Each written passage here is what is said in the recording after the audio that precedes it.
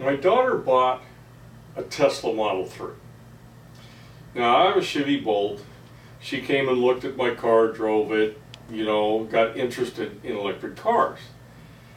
And so she started looking around, and she bought a nice, pretty little red Tesla Model 3. Okay, her first experience is kind of illustrative of what happens to most people when they first get an electric car. You immediately start saying, well, charging stations. Where do I charge this thing? And so she gets in, of course, on the car, it'll show you where charging stations are, the Tesla charging stations and like. And what happens when you look at that stuff, you're not always seeing what you think you see. There's a couple of different types of Tesla chargers. One is a supercharger.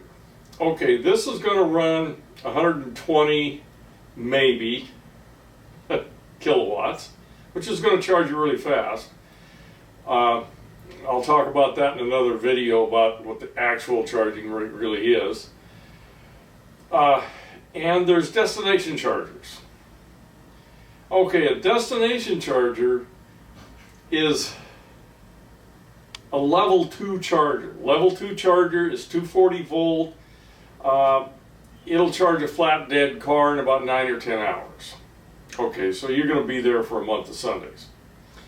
DC fast charger is going to charge it a lot faster. But the first thing she sees is, oh look, there's all these places I can charge this thing. So she immediately goes over to one of the places. Well, it turns out to be a hotel. And yeah, there's chargers there for Teslas.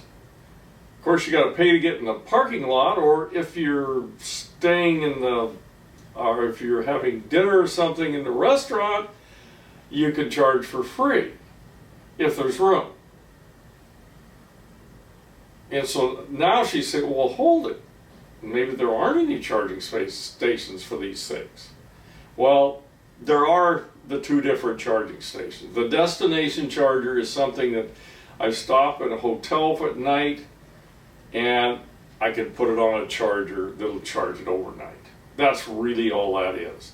The superchargers are by far the most common ones that people who use chargers outside of their own home will use. And so when you look at, there's a bunch of apps out there that tell you all these different charging stations and what they have. You have to be really picky about these things. Some of these charging stations are simply a 15 amp outlet, which if you've got 3 days, you might be able to charge a car. It's not viable if you're on the road. I mean, you could use it, you know, in your garage or something like that.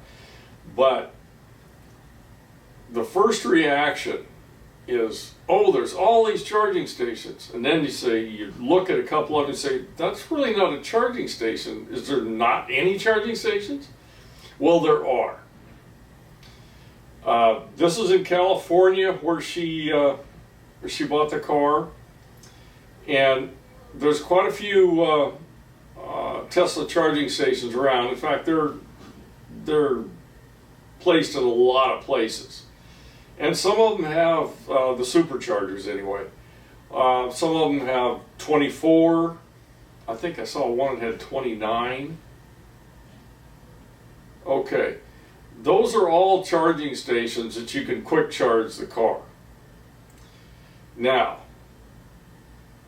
generally, you're not even going to use them. Unless you're taking a trip someplace. If you're driving around town, you're going to plug it in your house.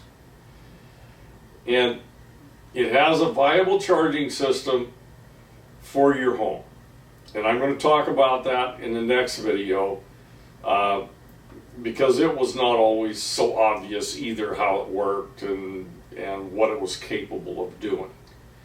So